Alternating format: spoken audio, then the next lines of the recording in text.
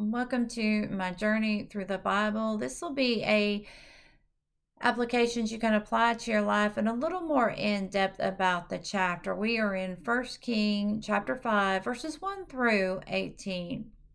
And we see that David wanted to build a house for the Lord. But God did not want a man of war to build his house. He wanted a man of peace to make his house for his name.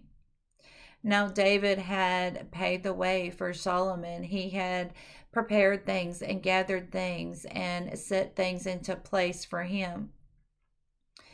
Now, Herod was a friend of David, and he also had the wood that Solomon needed to build this house for God.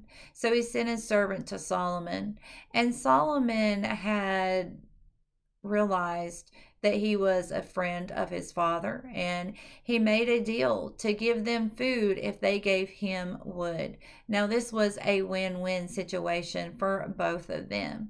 Now, I also want you to see that Solomon said, I will build the house for the Lord my God. This means that Solomon had a relationship with God. He was not riding on the coattails of his father, King David. He had a personal relationship himself with him. Now, it was also wise that Solomon had complimented the king and his men on their workmanship, because it's always nice to recognize somebody for a job that they are doing and that they are doing well. We all want to be appreciated, and once in a while it is nice for somebody to thank you. Now, these two nations worked together in order to accomplish a job. Now, Solomon sent more men than what was needed for this job. This way, the work could be done more easily.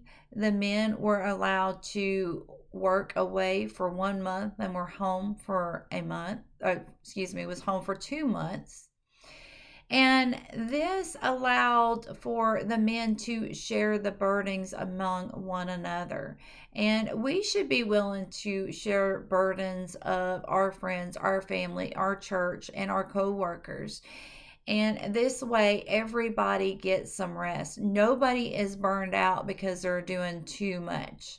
Plus, this also allowed people to have time, or the men to have time with their families. We all need to have time to rest. We need to be at home to be able to teach our kids, to love our kids, and to prepare them for the future. Our children are the future, and so we need to make sure that we raise them to be good and wise children. And when they are adults, then they will make good and wise decisions.